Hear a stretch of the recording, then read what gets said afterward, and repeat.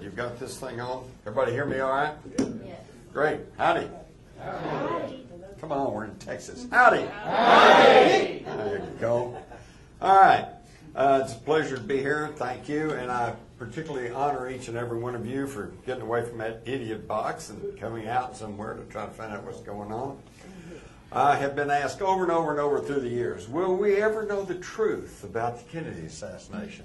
Well, the answer is you already know the truth. It's simply that the media, my media, that I pledged myself to as a journalism student, worked in for 50 years, is no longer there.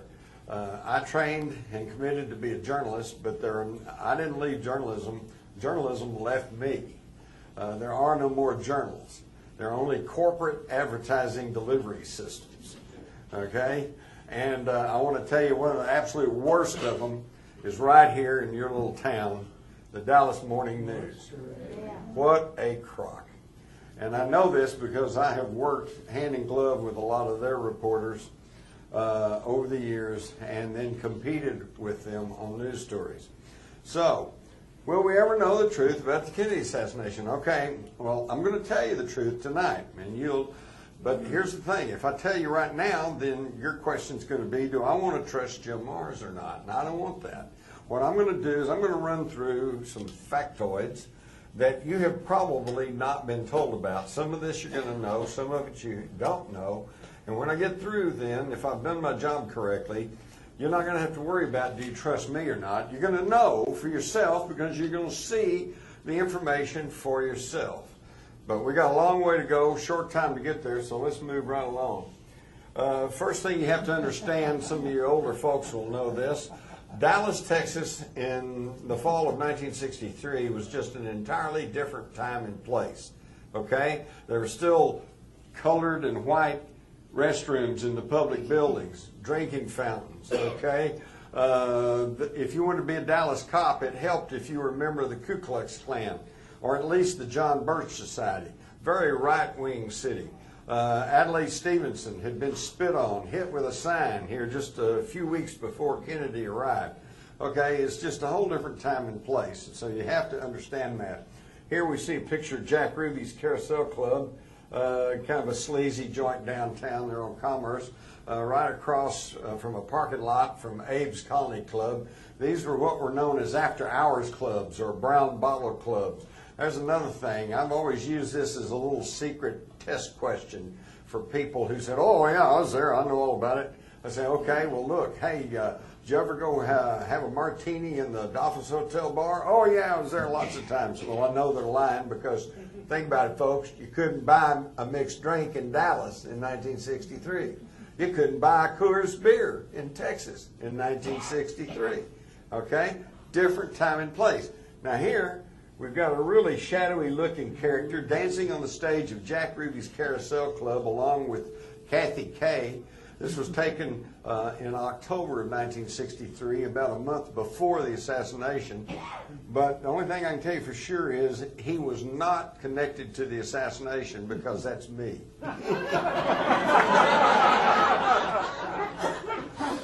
Yeah, I kind of look like Buddy Holly. And I was a sophomore at North Texas at that time, already on a degree plan for journalism, and I had a couple some roommates that were from Dallas, and we were always arguing over what was better, Dallas or Fort Worth. I won't go into that, seeing how I'm in front of a Dallas audience, but. So they would bring me to Dallas and show me around, and show me where everything was, and so they had taken me to the Carousel Club. I was there a few times. The thing I want you to understand is I met Jack Ruby, okay? I was on a degree of journalism. I knew what was going on. I knew about the Citizens Charter Committee, and Eric Johnson, and the people that were running Dallas, and Amon Carter, and the people that were running Fort Worth. I already was aware of all this, but I was not part of it, so I have no grudges, no axe to grind, no agenda to try to push. But I was aware of all of this. I was told by fraternity brothers, if you want to get in a high-stakes poker game, go into Dallas, go to the Carousel Club, look up Jack Ruby. They said, but be careful. He's connected to the underworld. The underworld. Again, different time and place. We had never heard of the mafia. We didn't even know the mafia existed down here in Dallas at that time. Most people did not know the CIA existed. I was aware of the CIA because I was a journalism student. I was well-read. I knew we had a secret intelligence agency called the Central Intelligence Agency, but I didn't really know much about it at that time. Just like today, most of you probably don't know very much about the National Security Agency, which is 3 times larger than the CIA. All right? So anyway, you have to put it into the context. So we moved to Dealey Plaza. Now, most of you have been through Dealey Plaza, so I'm not going to spend a lot of time describing that. This is a photograph taken by James Alkins, an Associated Press photographer, right at the time of the gunshots. You can see Kennedy's hand is up near his throat. He's already clutching, come on, my stubby little fingers. Jackie's white gloved hand is on his arm. His Secret Service agents are all kind of looking around like, what was that? The only one that seems to be looking at the president is Clint Hill, and he was not even supposed to be there. He was assigned to Jackie Kennedy, and at the last minute she said, I like Clint Hill, I want him included on the detail. And so at the last minute they put Clint Hill on there, and if you'll remember the Zapruder films, he was the only one to react and jump off and try to race towards the president's car, jump on the back in a futile attempt to save the president. Now, while his people are kind of looking around like what's going on, we see the door to the Secret Service agents following Lyndon Johnson. Here you can see Lady Bird, and you can see Ralph Yarborough. Johnson's in there too. They're already reacting. Well, they're sure on top of it. One of the reasons that the Kennedy's Secret Service detail didn't react very well at the time of the assassination was because, contrary to Secret Service regulations, they were drinking till 5 or 6 in the morning that morning over at the Cellar Club in Fort Worth, run by Pat Kirkwood, better known as the Jack Ruby of Fort Worth. And I got to know Pat pretty well. And here's another little piece of information about how that they have been lying to you all along.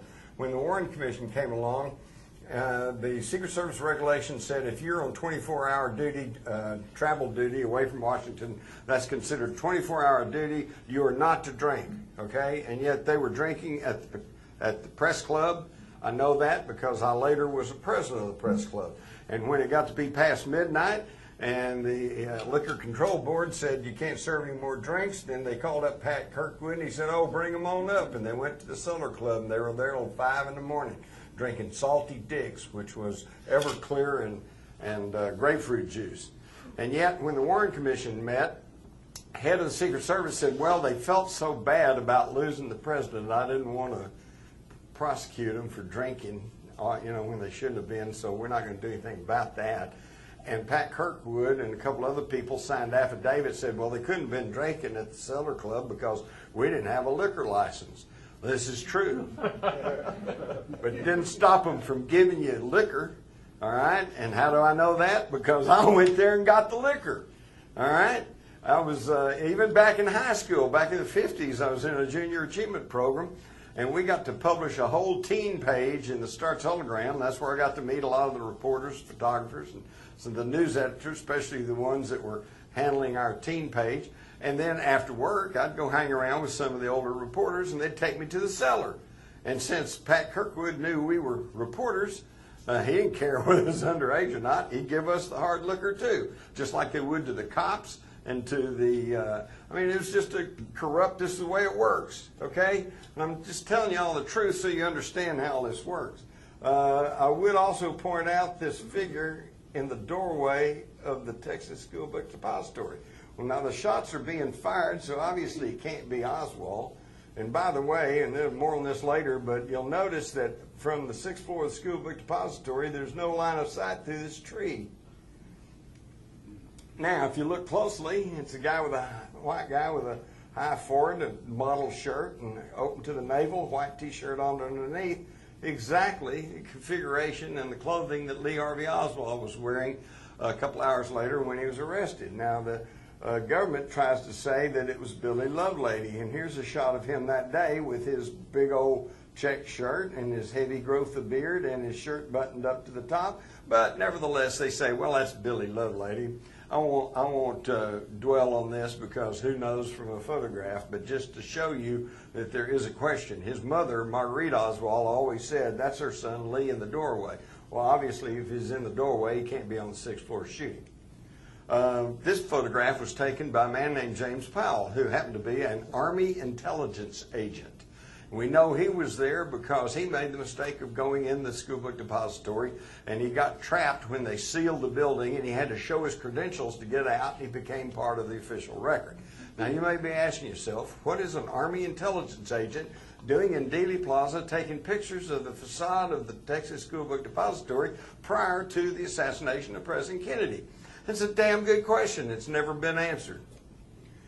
Now, here we see a picture I made from that 6th floor window. Here's the floor. It's only a foot up here. The window's only half open. And again, you can see there's an overhead sign. That's where the first shot struck. And you can't get a line of sight because the tree's in the way. Plus, you got these two-inch pipes to the left of the window, making it very difficult for someone to kneel or lie down or try to aim the rifle off down the street.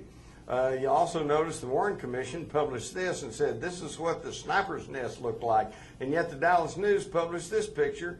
A man named Studebaker, who was shooting for the government, said as late as Monday following the Friday assassination, he was up there moving the boxes around and taking pictures of them. You cannot count on any of that evidence.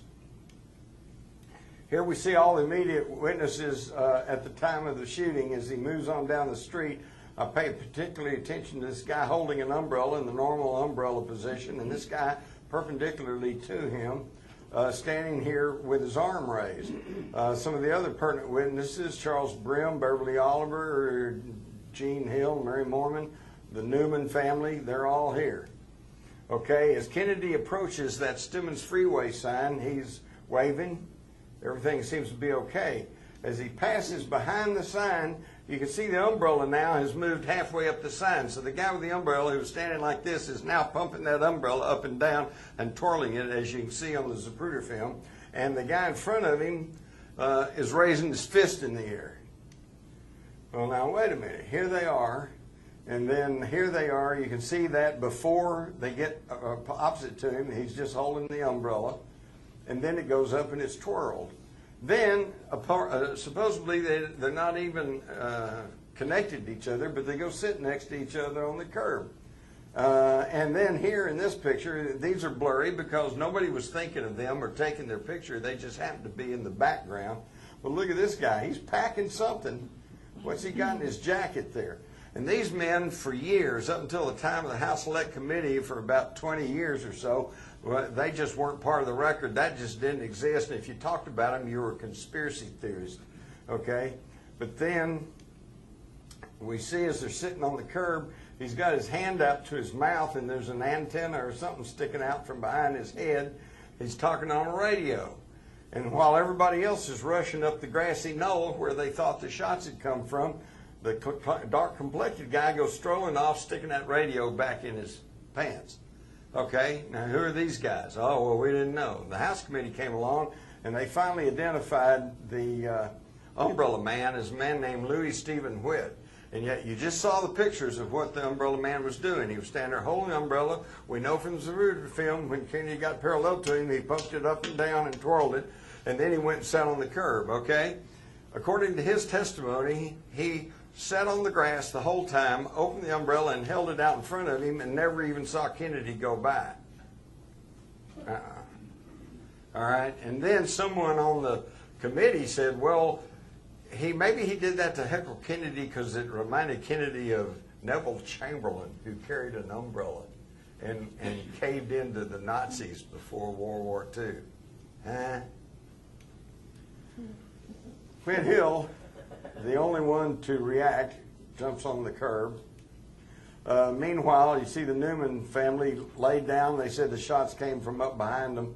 Emmett Hudson, who is right here, the groundskeepers for that end of the plaza, said the shots came from up behind him where the police patrols were, although there were no policemen stationed in that area. Jean Hill said she saw somebody fire from behind that fence. Now, this has been misconstrued, misstated too.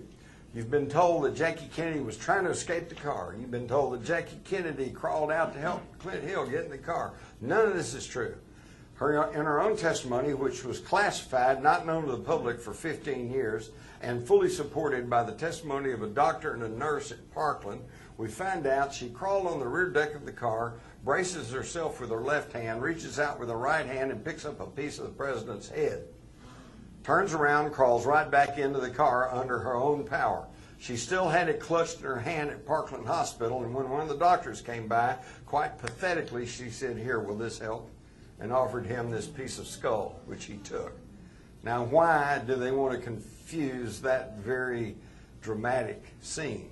Because if you know there was a piece of his head that was blown to the rear deck of the car, that's indicative of a shot from the right front.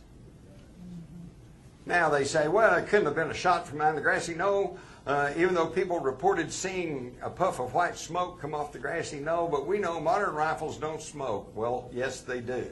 Number one, they smoke. Number two, if they've been recently oiled, they certainly smoke. At the time of the House Committee, I was there when they were firing 6.5 rifles from morning till noon, and every time they fired, I could see a puff of smoke come up.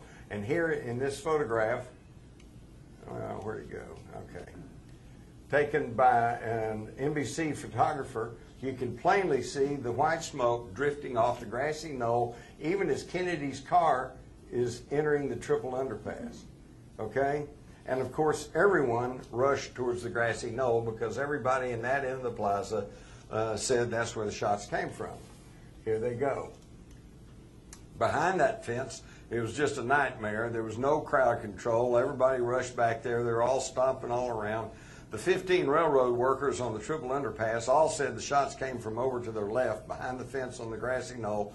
And when they rushed around there to see what was going on, they said they found muddy footprints and cigarette butts, as though somebody had been standing behind that picket fence for a while. In this story by one of the few good reporters that Dallas had, which was Earl Goltz, we find that several people, including Dallas police, reported encountering men with Secret Service identification.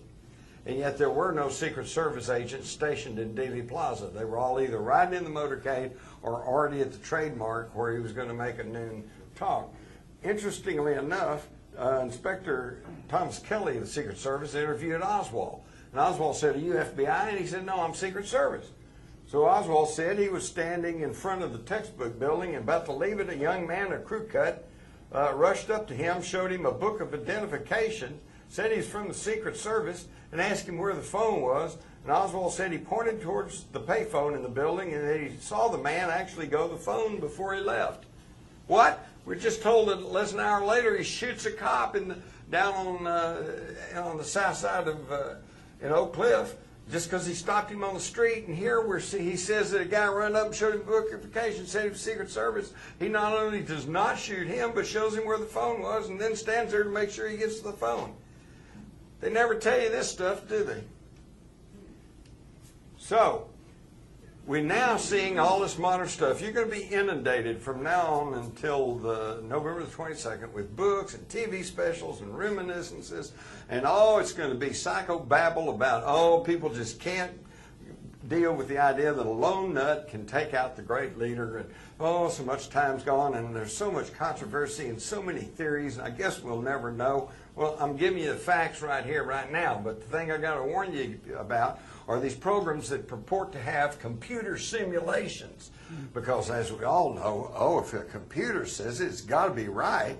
Except not really, because what we all know is on a computer it's garbage in, garbage out. A computer can only tell you what you put into it. What am I talking about? Well, here's my computer simulation. Went through the tree, hit the side, bounced off, hit him in the throat. A little entrance wound right there, just like all the Dallas doctors said. Okay, well now that sounds silly, but let me point out that years ago I met with Bob West, the county surveyor of Dallas County, and his associate Chester Bruneman. They were hired by Time Life to do the survey work in Dealey Plaza on Monday following the assassination.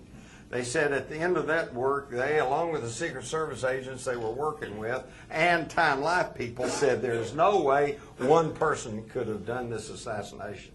Later, in the spring of '64, Bob West and Brenneman were hired by the Warren Commission, again to survey Dealey Plaza. Chester Brenneman allowed me to copy their original plat map, and here it is. And you notice that they made a notation here saying this area hid behind a tree for any shot from the depository as of this date, May '64. It also shows the area of a bullet shot on the curb on the south side of Elm Street. That's never been accounted for. And here, it's kind of off the picture here, but there's yellow marks on the curb.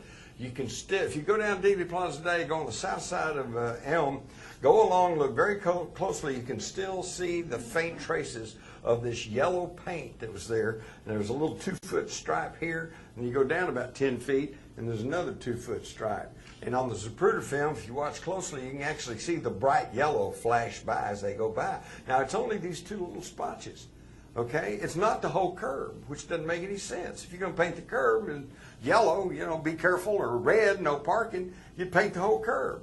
Now, here's these 2 little spots, and what happened right in between those spots? The fatal headshot. These probably were markers for the assassins. In fact, while you're at that, the whole idea is to catch him in a crossfire, all right? Because if you're a lone assassin and you're in the 6th floor of the school book depository, your shot would be when Kennedy is coming toward you on Houston Street and you have a stationary target. Or you could have waited until he turned 6 floors below you on a very tight 120-degree turn, and you could chunk the rifle out and hit him on the head. Been quite effective. But no, we're told that this assassin on the 6th floor waited until he turned and was moving downhill laterally away from him with a tree intervening in the line of sight before he finally took a shot. Makes no sense, but it makes sense if you're talking about a triangulation of fire, standard sniper ambush technology. So this map, thank you. This map that Chester Brenneman allowed me to copy was reproduced in the Warren Commission. You'll find it in the volumes. All of these notations are deleted. And furthermore, they made their measurements from each frame of the Zapruder film, and you can see the original numbers on their map up here, and down here is what the Warren Commission published, and they altered the numbers and altered the frames. Now what this means, folks, is that every computer simulation that has used the Warren Commission numbers are invalid because they're not using the correct numbers. And on a computer simulation, and particularly in survey work, if you're off a fraction of an inch up here, by the time you get 30 yards off, you could be, you know, hundreds of feet different. So never trust a computer survey if they're basing it on the government's figures. Another little tidbit that you never hear about, but that tells volumes, is that Lieutenant Jack Revel was the head of police intelligence for the Dallas Police. He has said publicly that he rode back from the school book depository to the Dallas Police headquarters with a military intelligence agent, an agent from the Office of Naval Intelligence. And keep in mind, Oswald was a Marine. The Marines are under the Department of the Navy. Okay?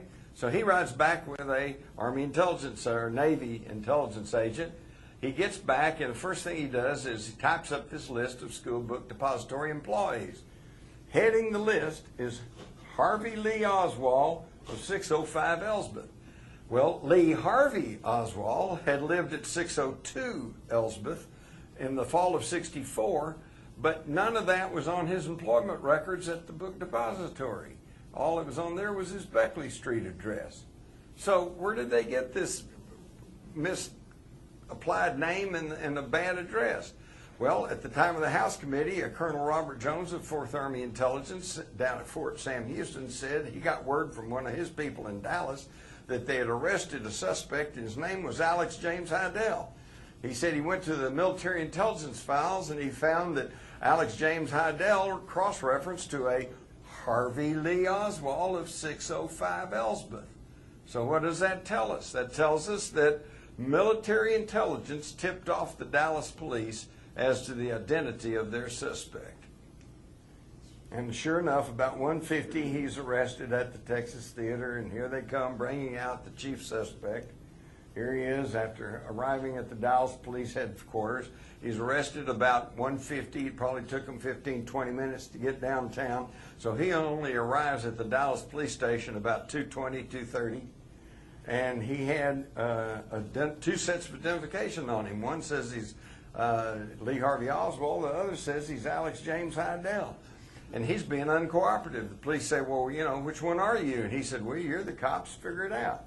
And yet, at this very time, we're told in 1977, with a release of about 80,000 FBI documents, 2 hours after the shooting, at this time, when Oswald had just arrived at the police station, and they weren't even sure who he was, J. Edgar Hoover's on the telephone to Robert Kennedy, saying, we have a man in Dallas, he's Lee Harvey Oswald, he's an ex-Marine, he defected to Russia, he's a mean-spirited individual in the category of a nut. So he's already got the whole thing laid out there at a time when the Dallas authorities weren't even sure who they had in custody. Circumstances do not lie. That should tell you volumes right there. Now we look at these pictures of Oswald. This is Oswald in the Marines, his passport picture. These two pictures supposedly are made about the time he went to Russia, and then these are after he came back. That's New Orleans police, New Orleans passport record, New Orleans police photo, another passport photo, and his Dallas police photo. Now these guys all pretty much look the same, but here there's questions. This guy doesn't look like this guy, and this guy doesn't look like this guy. But it gets worse. When you go and look at the whole thing, his mother consistently, from the time of the assassination onward, said, my son worked for the United States government. And there is just a plethora of evidence showing that he had intelligence connections. James Wolcott, a CIA paymaster in Japan, said that he remembers cutting checks to Lee Harvey Oswald. Lee Harvey Oswald went and hung out at the Queen Bee in Japan, in Tokyo, which was a very expensive nightclub where the U-2 pilots went to, and where hostesses thought to be communist agents were hanging out trying to extract information from Americans. He wrote about microdots. The key thing is he had a Minox spy camera with a 5-digit serial number. The Dallas News, again, my friend Earl Goltz, doing a good reporter's job, checked with Minox and found out that the only commercial Minox cameras, which are known as spy cameras, available in the United States at that time carried a 6-digit serial number. So where did Oswald get a non-commercial spy camera? Then, to add insult to injury, the FBI came down and tried to coerce the 2 Dallas detectives that found his equipment, tried to get them to change their reports to reflect they'd found a light meter, not a camera, and they wouldn't do it. They said, we know a camera when we see one. Now, to show you that he might have been doing undercover work, we find that in 1958, while he's in the Marines over in Japan, he's treated for gonorrhea. Now, if you're ever in the military, you know that they advise you against getting venereal disease. In fact, if you're in a special unit, like Marines, for example, you actually can get punished, you know, for getting a venereal disease. But his says, contacted in the line of duty, not due to own misconduct. Oh, wait a minute. Okay, now, if you think that's not weird enough, we were told at the time that nobody in the government knew anything about Oswald. Nobody was paying attention to him. He just kind of fell between the cracks, even though he was given money by the State Department to come back from Russia after telling the Russians and our own embassy people in Moscow that he was going to give state secrets away.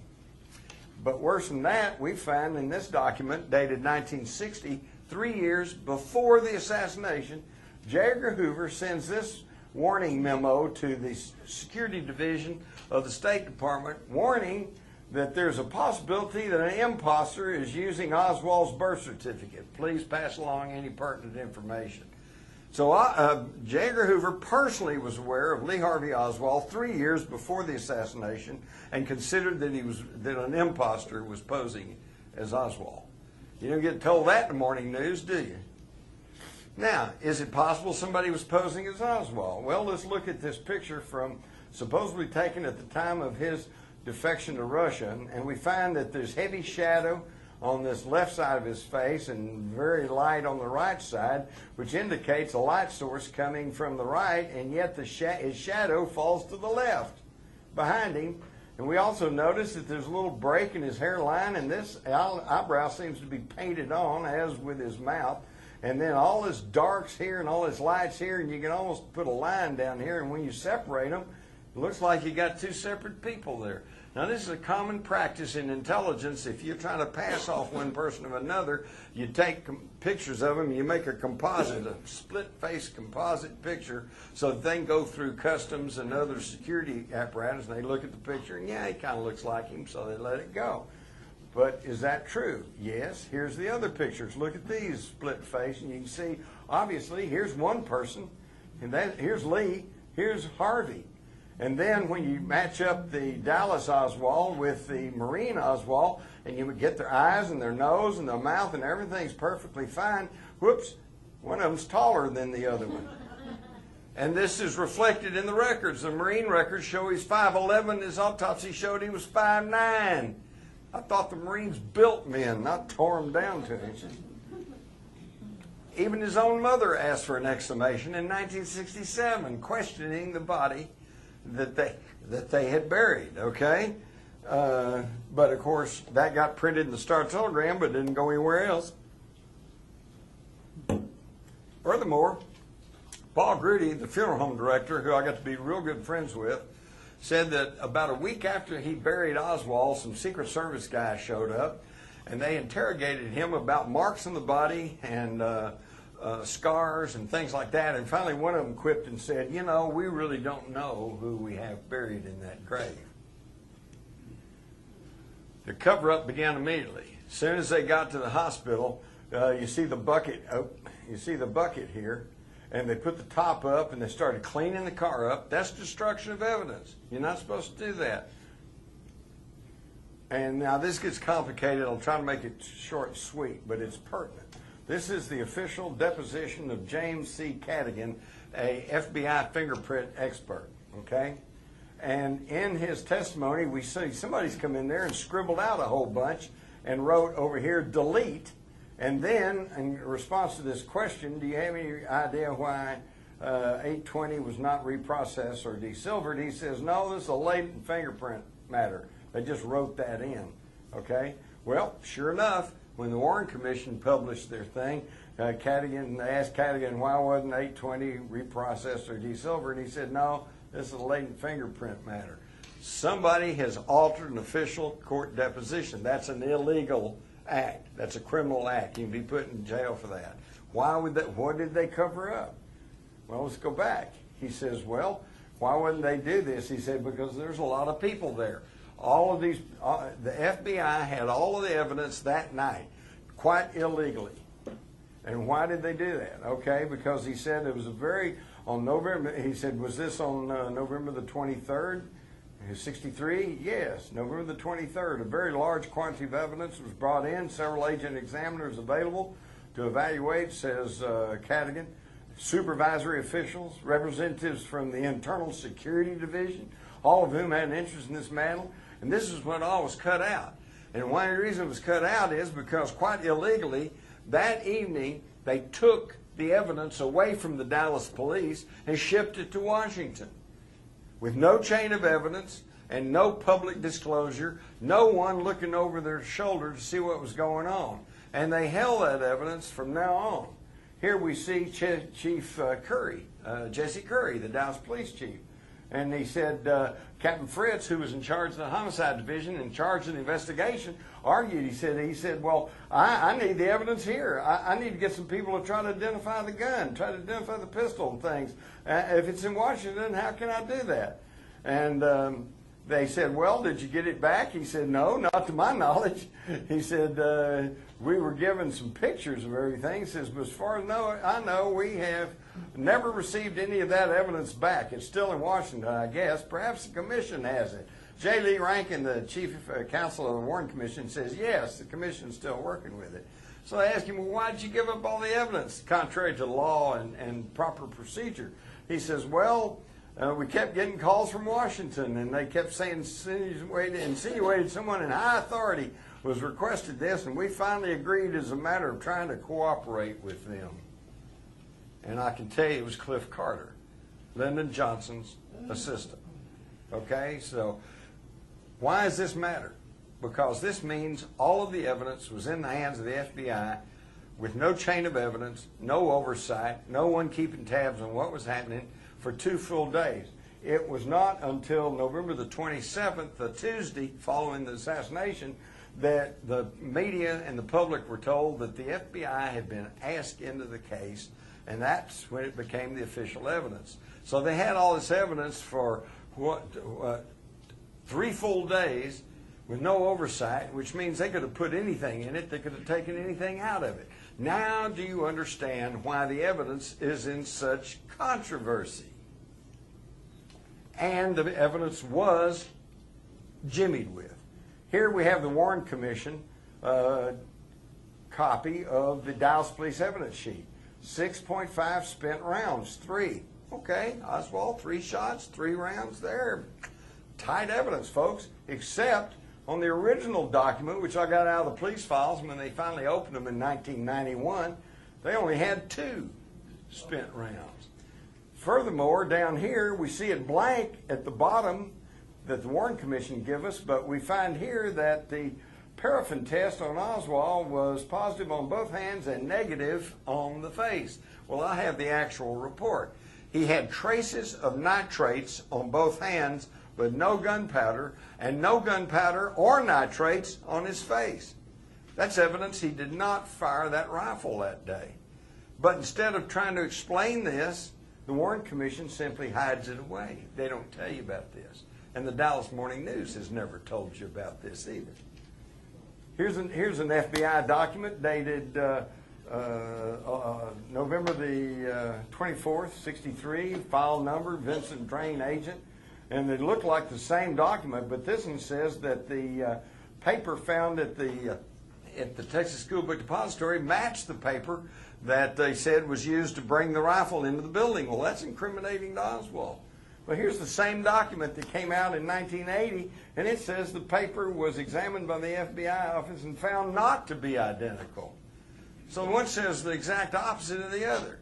Well, which is correct? Well, this one, the FBI was actually queried about this, and the spokesman said, well, this one, that's a phony document. How many other phony documents are in the FBI files? Okay? And when did they put them in? During those 3 days when they had total control of the evidence? And to show this, they said, okay, here's 2 empty shell casings that they found, plus 1 live round that was in the chamber of the Mannlicher Carcano rifle. And you notice they all have this little anomalous dent on the shoulder of the cartridge that they said was a peculiarity of Oswald's rifle. Well, later, this 3rd cartridge shows up, and it does not have the dent, indicating it had never been chambered in the Oswald rifle. They said a Dallas policeman carried this around in his pocket for a few days, and, you know, he kind of forgot it was evidence, and so belatedly he turned it in. Give me a break. And now for the rifle, which the scope cost more than the rifle. The rifle was sold in batches of 2, big batches for $2. Okay, the scope was like $9 or $10, so the whole thing cost $12, and most of the money was for the scope. It was that bad a rifle. Now the key thing is that everybody thinks, well, Oswald was a marksman, and he used that war rifle. Well, wait a minute. Any of y'all been in the military? All right, then you know the 3 categories when you go to the firing range, and the lowest one is marksman. The next one's sharpshooter. The top one is expert. I know, because when I was in the Army, I fired expert, and I got me a pass to New York. All right. Well, I had to. I was from Texas. And he only made marksman on his final test by 2 points. Barely made marksman, the lowest of the categories, and that was a real shameful event for a Marine. You were supposed to fire at least sharpshooter, and you were actually expected to be a marksman if you were in the Marines. And on the first time when he first went in the Marines and took his first test on the firing range, he didn't even qualify. He couldn't even make marksman. He couldn't even hit the target. Okay, and we're told that this guy, a bad, mediocre shot at best, used this rifle. Well, maybe he used the scope. Not really. The Warren Commission shows right here that the Army Ballistics Test Center said before they could test the rifle for accuracy, they had to put 3 metal shims under the scope to make it align with the rifle and be accurate enough to test. And then the Warren Commission, they're even thoughtful enough to show us pictures of the 3 metal shims they had to put under the telescopic sight to make it align with the barrel of the gun. Give me a break, folks. This is the most ridiculous thing I've ever heard. Do you realize why I get so adamant about this? Because it's just so blatant. It is so simple. This is not rocket science. They have just lied to you from day one. Here is Oswald's belongings, and you can see the Minox camera right here, plus all of this other miniature camera equipment that was said to run into a few $1,000s even back in '63. Where does he get all this equipment? Where does he get this money? I also want you to notice that there's a picture here that they said was of General Walker's house, and there's a car right here, and you notice there's nothing wrong with that photograph. You'll see the purpose of that in a minute. We see here, when the Warren Commission published that photograph, somebody's punched a hole in the license plate of the car. So you can't tell who that car belonged to and who was consorting with General Walker and who might have been involved in that attack on him in the spring of '63. Okay, this is destruction of evidence, folks. If you or I did that in connection with a homicide, we'd go to jail. This was done while in the hands of the federal government.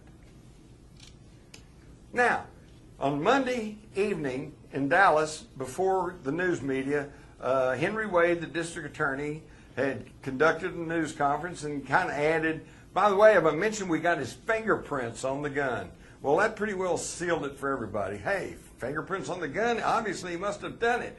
Okay, well, let's look at that. Again, keep in mind, all of the evidence, including the rifle, was sent to the FBI that night, Friday night, November the 22nd. The next day, on November the 23rd, in a document signed by J. Edgar Hoover, it states, no latent prints were developed on Oswald's revolver, the cartridge case, unfired cartridge clip in the rifle, or even the inner parts of the rifle. The next day, no usable prints on that rifle. On Sunday, the rifle was shipped back to Dallas. All right. On Monday morning, Agents Harrison and Vincent Drain took the rifle over to Miller Funeral Home. In this story from the old Fort Worth Press, it says an FBI team with a camera and a crime lab kit spent a long time in the morgue. Paul Grudy, the funeral home director, said he was there when they put Oswald's dead hand on the rifle, and said he had a heck of a time getting the black fingerprint ink off of Oswald's dead hand in time for the burial that afternoon. And then that evening they said, oh, we got his fingerprints on the rifle. Now I ask you, ladies and gentlemen of the jury, once you hear all the evidence, are you buying that as legitimate evidence? Now, the Warren Commission, did they tell us all the truth? Well, not according to this document from the chief counsel to one of their head lawyers, Albert Jenner, talking about John Eli's report on Oswald's background. And down here we read, our depositions and examination of records and other data disclose that there are details in Mr. Eli's memorandums which will require material alteration and in some instances omission. So they frankly admit that they're going to alter some stuff and they're going to omit stuff.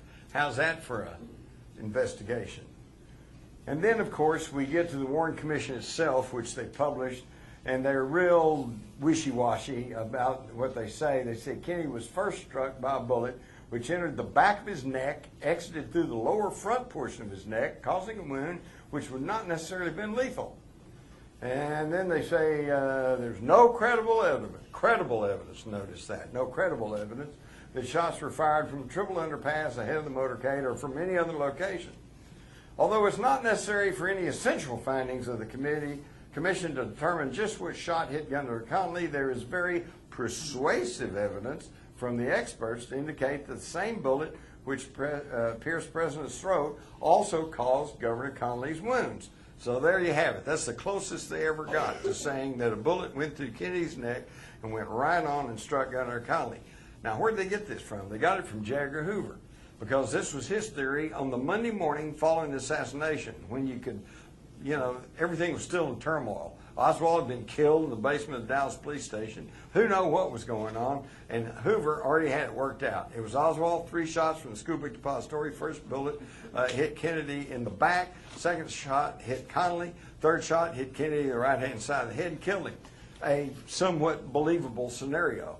The problem was they got messed up because of a man named Jim Tague. Jim Tague had stopped his car at the Triple Underpass, got out, was standing there trying to watch what was going on, and a bullet hit near his feet down near the Triple Underpass, threw up bits of metal and concrete and nicked him on the cheek, and bloodied his cheek. And a Dallas police sheriff wrote that in a report, and a Dallas policeman also wrote that a bystander had been wounded. So Jim Tague knew he had something important to tell because he was the 3rd man wounded in Dealey Plaza. But when he tried to contact the Warren Commission, they didn't want to hear anything about it. They ignored him for months until July of '64, when they're about ready to start writing their conclusions in their report. And what happened then was, despite his attempts to try to contact him, a U.S. Assistant Attorney, Martha Jo Stroud in Dallas, wrote him a letter and sent him a photograph from the Dallas papers showing a mark on the curb and said one of the bullets hit the curb. So the FBI sent a guy down to Dallas, and he reported back. He said, well, there's no mark on the curb. We couldn't find that, just 3 shots from the depository. And for one of the few times that the Warren Commission ever showed some backbone, they said, well, wait a minute, Assistant U.S. Attorney talked about this, and we got a picture of this bullet mark on the curb. So the FBI comes back to Dallas, and this time, oh, that bullet mark. Okay, now they found it, and they cut out a section of the curb. I remember seeing this on the news, made a big deal about it, carrying this piece of curb around. They take it back up there. Sure enough, it's lead, it's antimony. This was a bullet that struck the curb. Oops, now they got a problem, because now instead of 3 shots in 6 seconds, they're going to have to count for 4 shots in 6 seconds, and you cannot do it.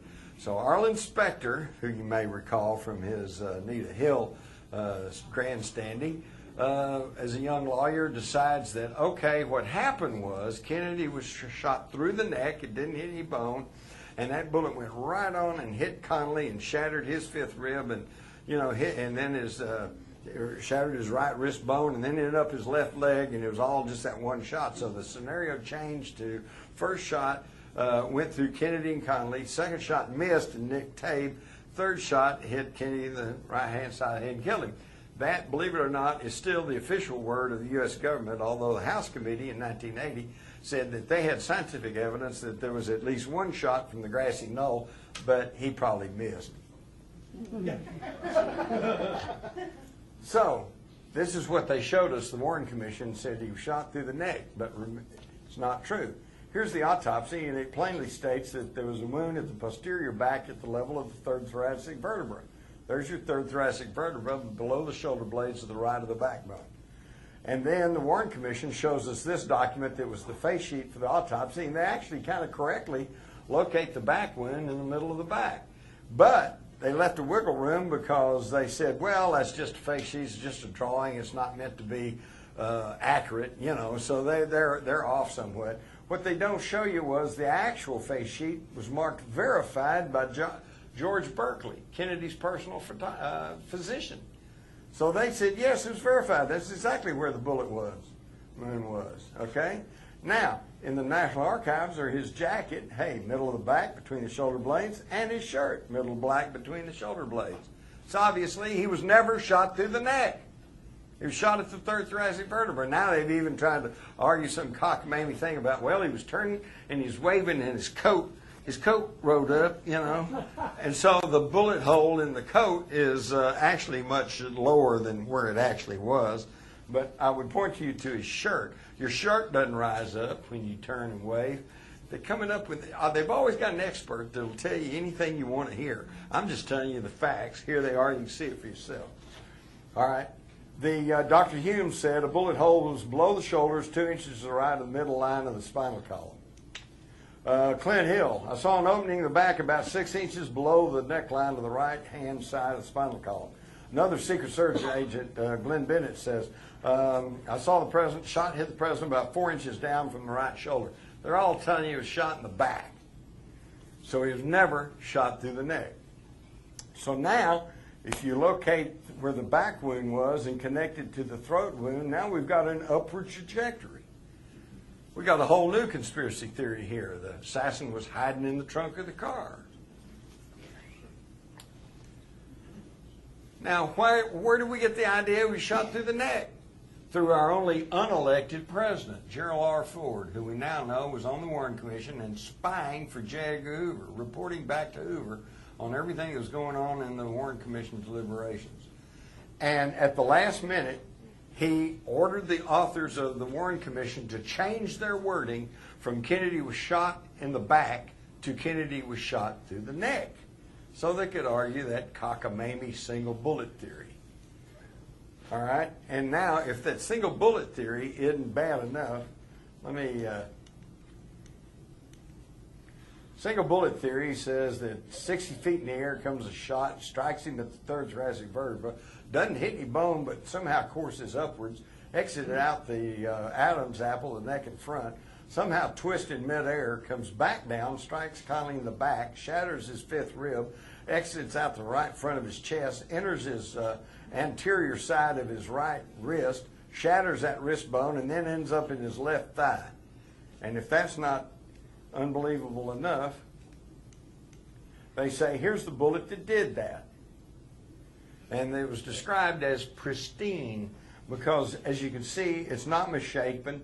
In fact, this little piece up here, that's where the FBI chipped off a piece for spectrographic analysis.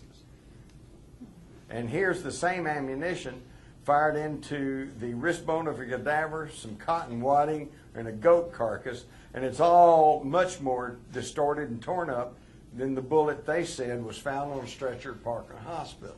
And yet they never could absolutely nail down where that stretcher was. And we also know that Jack Ruby was at Parkland Hospital about 1 o'clock, about the time they declared Kennedy dead. And I know this because Roy Stamps, a news media person I know, said he personally knew Ruby and saw him entering Parkland Hospital with some camera equipment. Connolly's own doctor said he was not hit by the same bullet that hit Kennedy. And here's the key point. Here's Connolly's wrist x-ray. And you can see where it shattered his big wrist bone, and yet it's undeformed.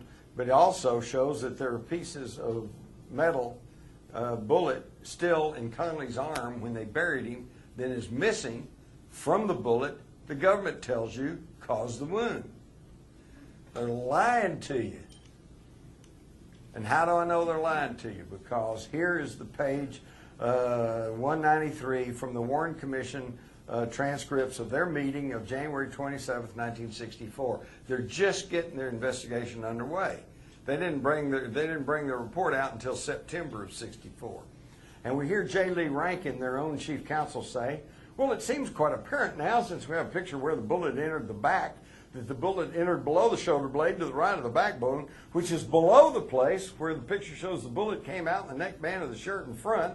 And that bullet, according to the autopsy, didn't strike any bone at all. That particular bullet didn't go through, so that how it could turn, and about that time he realizes what he's saying.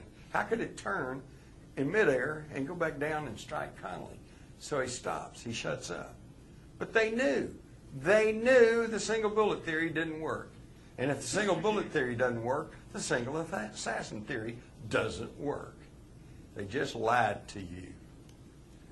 In fact, here's Arlen Specter trying to demonstrate the single bullet theory. And interestingly enough, they got the mark a little bit high, I think, but nevertheless marked in the back of this representative of Kennedy. And to make the thing go through his neck and go on to strike Connolly, he's got to hold that straight edge about 6 inches above the guy's right shoulder. It just doesn't work, and yet they're still trying to sell you that cockamamie story. There was not even any brain present at that time, but about a week later, oops, they had a brain. Now, all of this is happening at the level of the federal government. All the doctors and nurses at Parkland said he had a huge gaping wound in the right rear portion of his head. That's an exit wound. And yet, when they showed us this drawing early on, they said, no, it's okay, and here's the bullet hole right here where the bullet entered in the back of the head. And yet when Humes was shown, the autopsy doctor was shown that picture, he said, well, I don't know what that is. He said, but I never saw anything like that. And sure enough, years later, the autopsy photographs themselves actually surfaced, and we find out that's not even a hole. It's a piece of dried blood or something, but there's hair sticking through it. So again, they're just lying to you. And this looks painted in. And you can see now you can't even trust the Zapruder film, because here we see on frame 257, you can see the head and what it looks like, and here you can plainly see that that area where that gaping wound was has been painted in. And this has been confirmed. You can read about this in my new, the new updated Crossfire. I've got 11 Hollywood film and tape experts who have studied this film and said there is crude retouching. So you can't even trust the Zapruder film. And we know there's 6 frames missing out of it. And what was on that? What was on that was the fact that they took out the frames showing that a bullet struck the Stemmons Freeway sign, which is exactly what people who were there have told me. But the sign was taken up less than a week later, disappeared, unaccounted for. Nobody's ever seen it since. And the State Department, the State Highway Department, which is in charge of signs, said, we didn't do it, so we don't know what happened to that sign. But that's pretty indicative that something happened to it, or they wouldn't have taken it up. Now, some of you, have any of you all heard the theory that the driver turned and shot Kennedy? Well, it's hogwash. Here's frame 314. When you hear that and you see those frames, you're going to see a very bad copy of the Zapruder film, so bad that oftentimes it's not even in color. But here you can plainly see that Greer, the driver, his hands on the wheel, and this is simply the top of Kellerman's hair. And see, you can see the same highlight, sun highlight here and here. Back then, some of you older guys know this, we all wore greased hair, right? Everybody put hair grease on. So it really shone in the sunlight, and that's what some people have said in a very bad copies. They said, oh, well, he turned and pointed this pistol back at Kennedy. Didn't happen. All right, we've already talked about the wounds, but this is very important. You didn't hear about this in the Dallas News either. This is Gerald Custer. He's not a conspiracy theorist or author or anything else. He was the technician who took the autopsy x-rays at Bethesda Naval Hospital. And appearing with him at the same news conference was Floyd Reeby, who took the autopsy photographs. Both of them today say that the x-rays and the photographs being shown to us by the National Archives are fakes, phonies, and not the x-rays and photographs they took. Lying to you again. And we know this because here's the x-ray that they're showing in the National Archives, and it looks like the whole right front portion of his skull has been blasted away, and yet in the autopsy photograph it's perfectly okay. We've all seen that Life magazine, and used to convict Oswald in the public minds months before the Warren Commission came out from behind closed doors here in secret testimony and concluding that he was the assassin. And their headline says, Lee Oswald with the weapons he used to kill President Kennedy and Officer Tibbet. How's that for innocent until proven guilty? But now, what about that picture? Is that a legitimate picture? When Oswald was shown one of those pictures, there was supposedly 2 separate photographs found of him in the backyard taken by his wife, Marina, with a handheld camera, okay? And when he was shown the photographs, he said, well, that's my head, it's my face, but I don't know, that's not my body. I've never seen that before. That's a composite picture. Okay, now, did any of the federal investigations, the Warren Commission, House Select Committee on Assassination, did any of them say, well, he says, y'all have probably also heard his famous quote when he's in the halls of the police station saying, I didn't shoot anybody, I'm just a patsy. Okay, now, did any of those investigations say, well, gee, he said he was a patsy. Is there any evidence to show that he was? No. They never considered it. Every investigation starts off with the basic predetermination that Oswald did it all by himself. He's guilty. Now let's see how we prove it.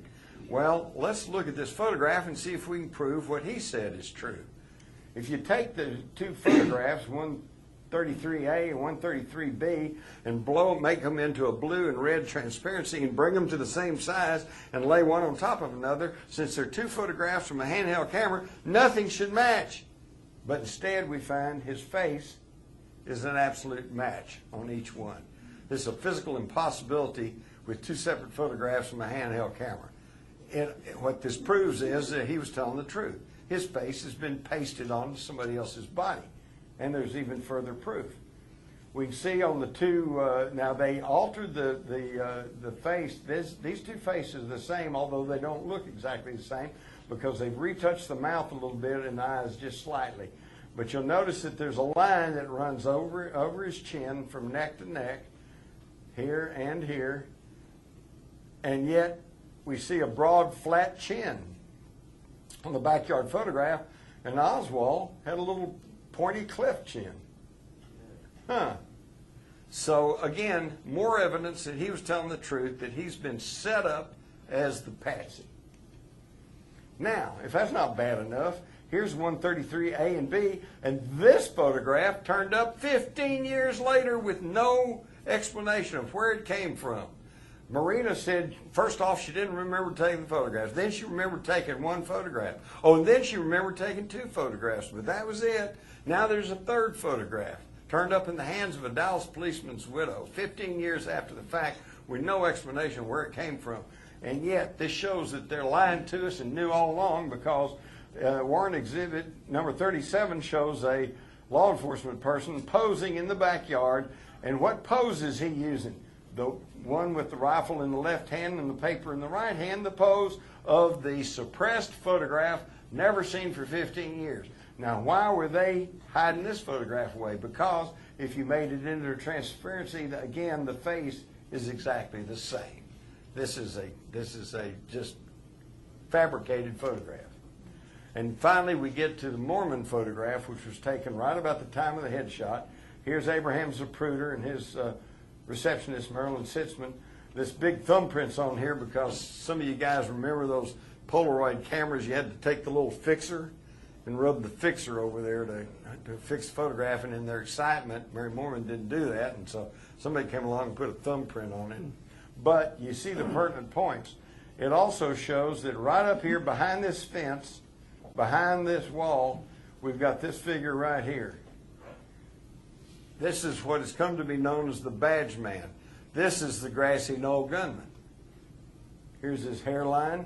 There's his left ear, his two eyes. I was showing this to the medical examiners, investigators in Tarrant County, and they said, yeah, it looks like he's wearing shooter's glasses. There's his neck and his shoulder. He's got his arm coming up here, and his other arm, I've blown this up, his other arm's out like that. So that's a classic rifle firing position. He's got a semicircular patch on a dark shirt and a bright object on his chest, which by computer analysis is shown to be metal, the exact configuration of a Dallas police uniform. Okay, and here you can see it again. Now, this is not retouched. This is not photoshopped. It is simply a blow-up of the background of this Mary Mormon photograph. There is the grassy knoll gunman. Now, if this is any other case, and I try to tell you there's nobody up there, and you know that we've got a photograph, we've got the majority of witnesses, we've got two sets of acoustical scientists saying with a 98% probability the shot came from behind the picket fence, et cetera, et cetera. If I try to tell you there's nobody up there, then I'm really a conspiracy theorist. I'm telling you this is the truth, and that's the guy who shot Kennedy and hit him right here in the temple area and blew out the right rear portion of his head as he sagged slightly to his left. Why would they want to get rid of Kennedy? Because he was messing with the status quo. The thing that Regina has such an interest in is the fact that in June of '63, he issued $4.2 billion in interest-free Treasury notes. Now, here, this is Series 1963, United States note. This is based on silver that we still hold in the Treasury under some laws passed in the 30s. And there's no real, that $5 bill is not going to buy you anything much more than what a Federal Reserve $5 bill is going to buy you. But the difference is we have to pay interest on the Federal Reserve notes. We don't have to pay interest to the United States notes. And I find it really ironic that whose face is on these 63 United States notes? Abraham Lincoln, the second president in the history of the United States to issue interest-free money. Lincoln said it's the greatest advantage of the government to be able to print its own money. So to fund the war between the states, he printed greenbacks. Okay, he didn't have to pay money to the international bankers. Kennedy bypassed them in '63 by issuing these treasury notes, treasury bills, United States notes. And folks, I don't think it was just some sort of coincidence that both of those presidents were shot in the head in public.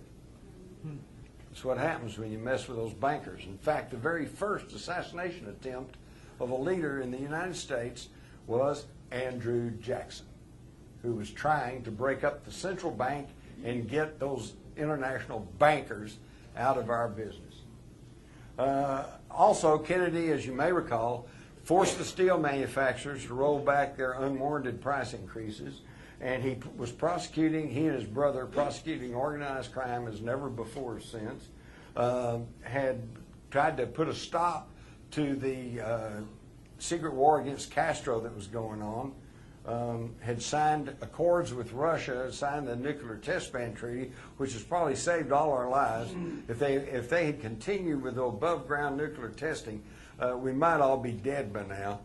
Back in the 50s, when they were totally unaware of the long-term dangers of radiation, I remember seeing the newsreels of where they'd set off a bomb in the New Mexico desert, and they'd march our troops up to within about 500 yards of it, put them in a foxhole and say, "Don't look at it." All right? And don't think that we didn't have lots of little bombs, and don't think, and I'm getting ahead of myself, but for those of you interested in 9/11, you hear about the possibility of nukes being used, and you go, well, because we keep thinking of a nuke like we think of the picture of Little Boy that they dropped on Hiroshima, and it's this great big thing. Hey, I remember in the 50s seeing the newsreels, we had atomic cannons that would fire nuclear shells, fire them 9 miles, and they'd set off an atomic explosion. That's an artillery shell, big, but that big. That's in the 50s. So the idea that they got something down about this size, that's not so far out. He also talked about doing away with the oil depletion allowance. Well, I got the oil men, oil and gas guys. They were all upset with him. So we can see that he had angered and alienated every powerful and violent faction in this country. But now, as to who actually did it, I will name you the 2 men who, by our legal system, can be considered guilty in the assassination of President John F. Kennedy, and that is his successor, Lyndon Baines Johnson, and his next-door neighbor and buddy, J. Edgar Hoover, head of the FBI. Now, can I prove that those 2 men ordered or orchestrated the assassination? Excuse me. No, I cannot. But what I can prove to you, beyond any reasonable shadow of doubt, and I would hope that I have proved to you, is that steps were taken at the highest levels of the federal government, at the level of Lyndon Johnson, the level of J. Edgar Hoover, to obfuscate, block, deter, and alter any truthful investigation. This, under our legal system, makes them accessories after the fact. And here in Texas, we have executed accessories after the fact. That the facts of the case show they didn't pull the trigger, but they were there, they knew about it, they helped hide the gun, they helped run the man the getaway car or whatever, and they get executed because under the law they are as guilty as the person who pulled the trigger. In this case, those 2 men are as guilty as whoever pulled the trigger.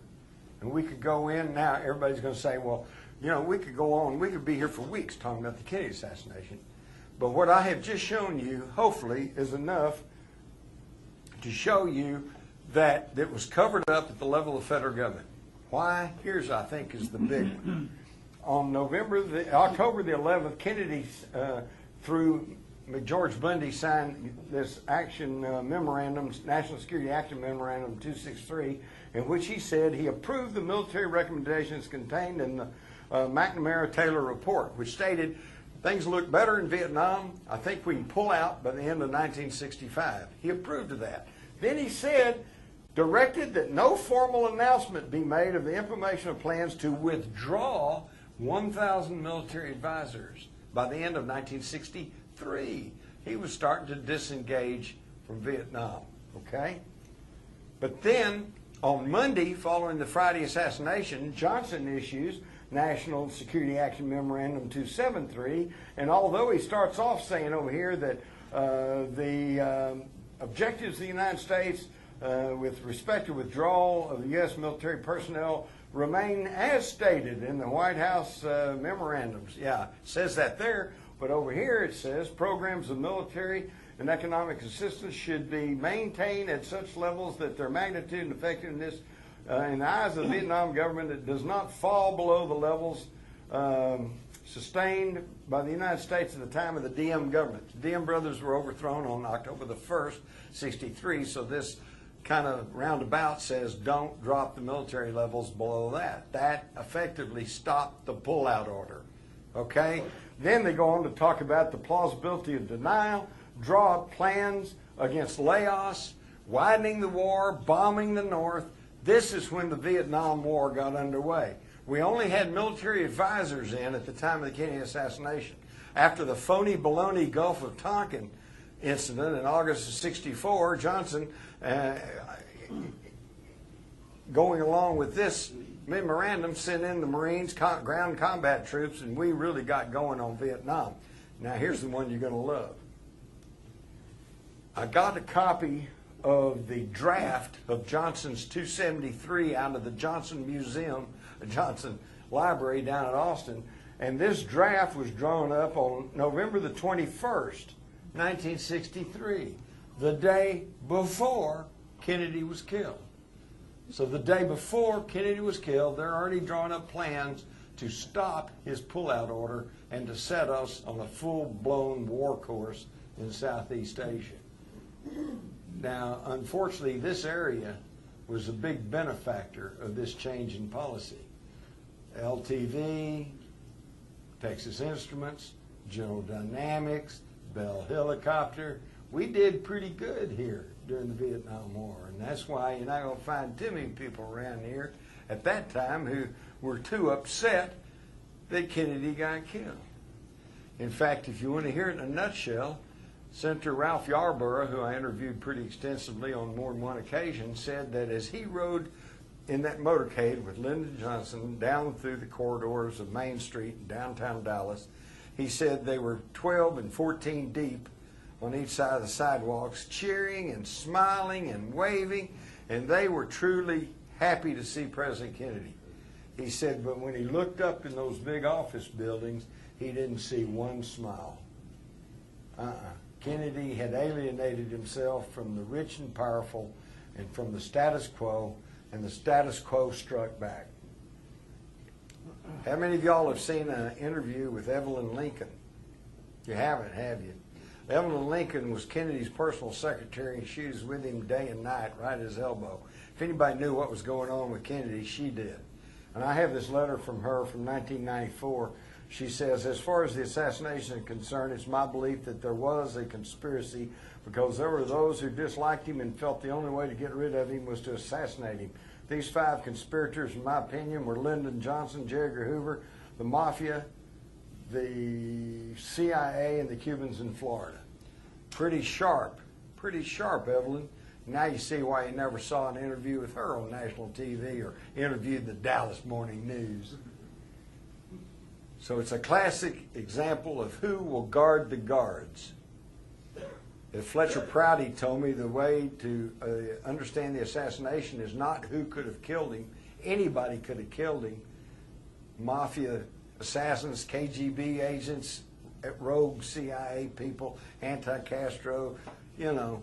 The trick is who could strip away his normal security and who could cover up the facts of the assassination.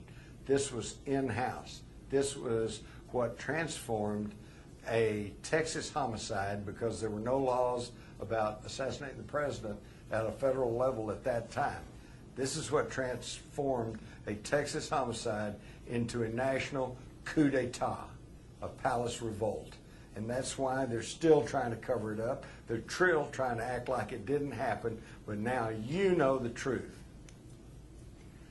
Or as John J. McCloy, who served on the Warren Commission, stated, it is of paramount importance to show the world that America is not a banana republic where a government can be changed by conspiracy.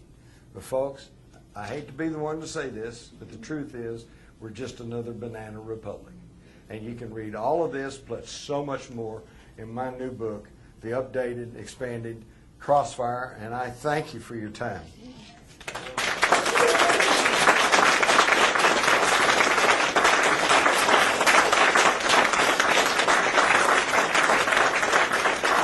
I know most of you probably want to go ahead and hit the road, so don't feel like that you're being held here, but if I can answer a question or two, I'll be glad to. Okay, now, one thing about questions, Yeah, go ahead. is we're not going to take a lot of comment. It's a real question. Keep it kind of short, okay? And we'll get to you in a second. If you run long, I'll stop you. And hold on, okay? Is that good? Okay. The moving microphone. Yes, sir. Okay, for patriotic people who think they're serving their country, like soldiers going to Iraq or Vietnam, Like I did when I joined the Army. what would you say to them? I would say to be patriotic, you need to pay closer attention to the oath that you take. I still remember the oath I took when I joined the U.S. Army. I took an oath to defend not the President of the United States, not the Chairman of the Joint Chiefs or the CIA. I took an oath to defend the Constitution of the United States. And there are plenty of those who call me a conspiracy theorist and seem to imply that I'm unpatriotic, but I feel like presenting you with this truthful information that I am being patriotic. Yes, sir. Hi, Jim. Did you see this week's National Enquirer? I've seen one. Is it? Anthony Summers, I believe, has written a book and has named the assassin. And who's that? I don't remember. It's a Cuban fellow. I don't remember the name. I just saw it today. Well, went okay. to the grocery store. All right. I could name you in Crossfire. You're going to find 3 or 4 different people who come close to being the grassy knoll gunman. My money's on Roscoe White. Although James Files seems like a pretty good contender too. Loy Factor's another one. You can read all of my book. We could go on and on about that. My point is this. It does not matter. Who cares who pulled the trigger? Anybody could have, including the lone nut. The question is who put them up to it, who paid for it, and who covered it up. And I just explained that to you. Yeah. Yeah. Real quick question here. About 20 years ago, I was wandering around Traders Village, and a guy out of the blue asked if I'd ever heard about the Kennedy assassination, shows me a newspaper, Dallas Morning News, I believe it was, that about 2 or 3 days later, he had found a 6.5 millimeter cartridge underneath the triple overpass. Now, you mentioned today that there were some Union railroad workers that were in that same area. Had they mentioned anything about hearing shots from under the triple overpass? Not from under the... It also might explain where that third cartridge came from, because he, after he talked to the newspaper people, got his picture taken with the cartridge, he turned it over to the police. Right, and this, let me point this out. This, I hear this all the time. Well, if it was a big conspiracy, where's all the evidence? They took it up, okay? They grabbed everything. I can recall in the summer of '64 here locally on Channel 8, Channel 11, Channel 4, and the Dallas News, Dallas Times-Herald, they're still running ads from the FBI saying if you have films or pictures from Denny Plaza, please turn it in so we can use this as evidence. Back to your thing, most people are patriotic, so they turn it all in. Do they ever get it back? No. So, now I personally suspect that somewhere, because every few years somebody accidentally comes forward and they've got some tape or they've got a picture that they took. My wife took a picture of Kennedy and Jackie going down Harry Hines, so thousands of pictures. There's probably evidence somewhere, and it'll keep coming out, but every time they take it up. I met with a fellow whose father was a air conditioning repairman that went up on the county records building, the white building there on the corner, and was working on the air conditioner up there, and he finds a 30-06 shell casing, heavily weathered on one side, been there and there a long time. Okay, now and I could go into a whole thing about the use of a sabot or husk bullet where you take a smaller caliber slug and you use the plastic hooks to put. 30-06 accelerator. There you go. And so this 30-06 may well have provided that explosive quality for a smaller caliber slug, okay? But what happened to that? I mean, I've heard the story. I believe the guy, okay? But he went and took the bullet to the FBI, and they took it and took it away, and then said, well, it was a 30-06. Hadn't got it. Oswald had a 6.5. Doesn't have any connection. That's the kind of investigation that your tax money paid for, and it's absolutely atrocious. Another question. Okay, I'm using 35, 40-year-old memory. On a talk show one night, a man was pushing his book and telling his story about Lyndon Johnson, in which he claimed that he could come up with as many as 300 people who conveniently died around Lyndon Johnson. Comment. Yeah, well, that's maybe 150 more than I could come up with right now, all right? But there was more than 100, and the thing is, I'm not going to try to tell you they all were killed, but I guarantee you the odds are absolutely astronomical that number of people who had direct knowledge of the assassination would be dead within just a few years period. You'll find that covered in my new book too. And they've tried to argue those numbers, and yet the people very much more expert than me says it's a question of where does coincidence end and conspiracy begin. But I know I talked one time to an old mafia character, and he said that there were teams going around taking people out. The one I love was James Worrell, who told the FBI that he saw several people running out the back of the school book depository right after the shooting. And then he ended up being one of those fatalities. I talked to a friend of his, and they said he was a motorcyclist, okay, and he was a big, rough and tumble guy. Well, they found him and his girlfriend on the road outside of Dallas with the motorcycle up on the kickstand, and he and the girlfriend lying on the ground with their necks broken, and they ruled in a one motorcycle accident. So think about that one a minute. The guy tumps his motorcycle, breaks his neck, gets up, put the motorcycle back on the kickstand, lays back down and dies. Yeah, right. Yeah, right.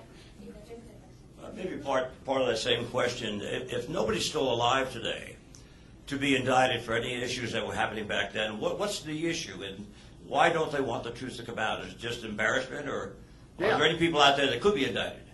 Yeah, I think so. George Herbert Walker Bush is still alive. Woohoo! Yeah. There's still some people that could be indicted, but the thing is, too many people of the people are dead, but their families are still alive. One of the reasons now you're beginning to hear Lyndon Johnson's name thrown around quite freely, but you didn't up until a few years ago when Lady Bird died. She still had tremendous power, and I'm just stupid enough, and a local guy, I'm just tell you what I know to be true. This is why the status quo does not want to talk about this. The Dallas News, they don't want to talk about this because some of their biggest patrons, some of the richest families in Dallas, I'm not saying they were involved, I doubt they were, but they knew what went on and it was okay with them. Yes, before the Manlicano was found, I've heard some pretty good evidence that there was a Mauser rifle that was found actually first. You have anything to comment on the Mauser? Yes, you'll find that all in my new book too. When they first found the rifle, a Deputy Constable Weitzman, who had run a sporting goods store and certainly knew about weapons, along with Roger Craig, a deputy sheriff, they all said it was a 7.5 German Mauser, and saw Mauser. 7.65. I'm sorry? 7.65. That's right. I keep thinking about the 8mm, 7.92, but it's 7.65. German Mauser. They saw Mauser stamped on it. There's all kinds of questions about the rifle. The Warren Commission shows us an ad and said this is the rifle he ordered it from, and yet that rifle was only 42 inches long. The one that they actually found was 46 inches. Couldn't have come from that ad. There's just all kinds of questions. But again, when you control the investigation from the top, you can make it sound like anything you want to. And I think there's very possibly there was a substitution of the rifles. But again, that's just another question. Quick question. In one of the slides you showed, there was a list of, I think, CIA operatives that were controlling or knew about Oswald. The bottom of that list was John Stockwell. I've spoken to him. I think he's still alive as of a year or two ago. Have you interviewed him in any relationship? That you Yeah, know I with? knew John. In fact, it was John Stockwell actually who got my book Crossfire used as the basis for Oliver Stone's film JFK. Oliver Stone had already decided he wanted to do a movie about the Kennedy assassination, and he had decided on concentrating on Jim Garrison, the district attorney of New Orleans, as the chief protagonist. But what he lacked was a book that covered all the aspects of the actual shooting. And my book, Crossfire, had just come out in 1989, and interestingly enough, John Stockwell had already been hired as a consultant to Stone. He read my book, went to Stone, and said, "Hey, it's all right here," and that's how I got my book used. Okay, we have 2 more questions. This second lady and then. Go ahead. Hi, I was wondering if you had any perspective on the possibility that this was a blood sacrifice ritual. Yes, I think there's a lot of symbology, a lot of things involved there, but that gets into some really esoteric stuff, and I'm still just trying to convince most people there was a grass-eating old gunman. I don't think it was, I'm not sure it was just a coincidence that Dealey Plaza happens to be the site of the first Masonic Lodge in Dallas and sits on the 33-degree parallel. Is there anywhere that you provide more information in regards to that? Or where I could find more information? I can't think of any one source, but some of that's been written about on several things. I would simply say start surfing the internet. No, that's what I've been doing. Go to search engines and put in symbology and stuff. I could tell you about the sidereal time thing, which is just. Y'all want something that'll blow your mind? Yes, please. All right. Does anybody besides me know what sidereal time is? Okay. Sidereal time is what was used by the old ancient mariners and by NASA and by scientists and stuff. It's, we keep time by the revolutions of the Earth around the sun, and one revolution, takes 365 days, and that's 1 year. And we also do the revolution of the Earth around the sun, 24 hours. That's how we keep time. That's our regular Greenwich time. Sidereal time is where they keep time by the stars. And that way, you don't run into these problems like right now you try to call the West Coast, it's 2 hours earlier out there, and it's an hour later back on the East Coast. Sidereal time. Well, sidereal time is also broken into 24-hour segments, okay? There's a study done by this fellow, and it's been verified by the Vatican Observatory in New Mexico, that the Kennedy brothers, Joe Jr., who was killed when his plane exploded in an experiment during World War II off the coast of England, John F. Kennedy was killed in Dallas, 12:30 p.m. on November the 22nd. Edward Kennedy was almost killed in a plane crash in the summer of 1964. Robert Kennedy, of course, was killed in Los Angeles in June, I think it was, 1968. And then JFK Jr. was killed when his plane went down. All 5 of these Kennedy brothers, all of their deaths and the one near death occurred within the same hour, within the 16th sidereal hour, which in Masonic lore is the hour of revenge or retribution. Now you can read into that anything you want to, but I just find it highly unusual. I mean, if I'd said they all died between noon and 1 p.m., you would think that was pretty unusual. But this is the same thing. It's just a different way to count time. Very, very weird. There's weird stuff going on. I think the preacher would probably have some explanation. On the assassins for the 150, can you be any more specific as to who controlled those assassination teams, who they were, and was there a top coordinator for those assassination teams? Yeah, for my money, it was all coordinated through Operation Mongoose, because for years they kept us, once you write off the communists and the Nikita Khrushchev or Fidel Castro, which there is no hard, firm evidence to point to either one of those groups, and in fact, all the evidence against, because although Khrushchev or KGB agents or Castro or some of his people certainly could have killed the president, they could not have controlled the investigation the way I showed it to you. But now where you see, so we're left with the questions: was it the CIA? Was it the FBI? Was it the military? Was it the anti-Castro Cubans? Was it the mafia? And the answer is yes, because they were all working together under Operation Mongoose. That was the secret war against Castro, headquartered off of the Jim Wave Station off the University of Miami, and headed by General Edward Lansdale, the ugly American, who had plenty of experience in overthrowing governments and overthrowing heads of state. They simply sent their hit teams to Dallas. Jim, years ago in the 70s, Geraldo Rivera had the Good Night America show. And he ran 2 nights in a row in which he analyzed and had forensic scientists there the whole assassination, and they ran the Zapruder film. The first anomaly that I noticed, I was sitting with a friend, was that coming from the upper part of Kennedy's neck, going slightly upwards, was this instantaneous mist that blew away in the wind. Then he clutched his throat. And I bolted out of my chair and I said to my friend, "Did you see that? The first shot came from lower than he is in front of him, which had to be the storm sewer opening." And so the next day, well, okay, she didn't see that. They played it again, and then she saw it in the second time. I called up people all during the day to tell them about this the next day. The next day, that mist was removed from the version of the film that Rivera had. I drove down there the next day, and there were 2 storm sewer openings, and the one closest to the overpass was just perfect for a pistol shot. Years later, I picked up a friend. I was actually helping a client at the courthouse, and we were going out to lunch, and I told him this. And I said, now, we were going down Elm Street. I said, now, here's the first opening, and here's, wait a minute, the second storm opening, a drain has been removed.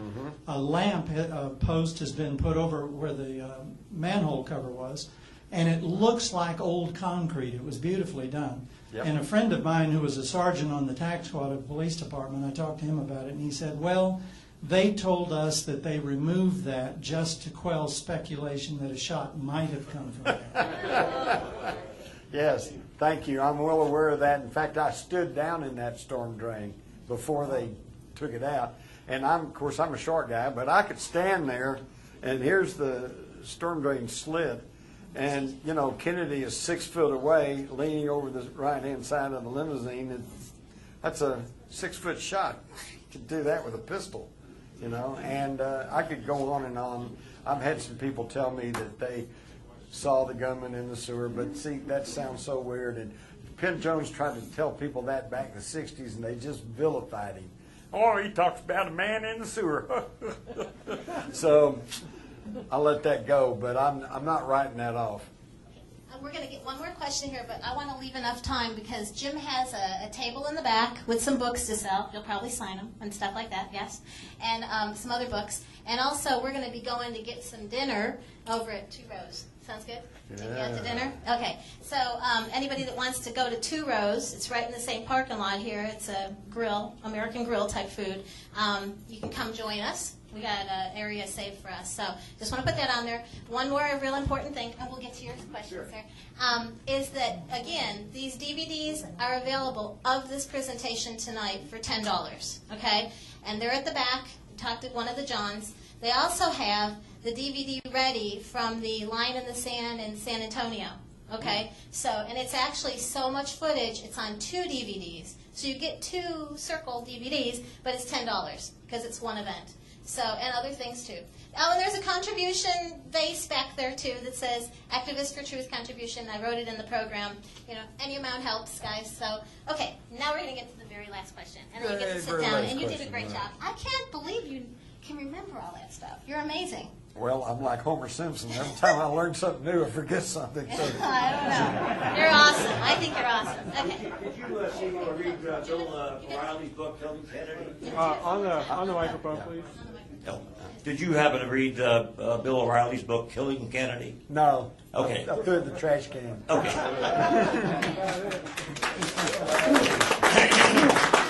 Hey, I was on Bill O'Reilly's show one time talking about my book, Rule by Secrecy, and he ended up by saying, so what you're trying to say is that a small clique of people are trying to run the world. And I said, yeah. And he said, so what? He said, I belong to those guys. Yeah, I'm not no, surprised. sorry. Yeah. I have no regard for him or most of those people. In fact, I am ashamed for my own profession. I trained to be a newsman, a journalist. I was taught back in the good old days, back in the days of the old republic, that you're supposed to be looking past the headlines and past the official pronouncements and trying to get to the truth and tell people the truth. Report things, you know. It's not happening anymore. Well, we got you still, so it's awesome. Well, thank you everybody for coming. Thank and you. You can still ask some more questions. If you want to write them down, give your email. We'll try and get an answer. Thank you, thank you, thank you.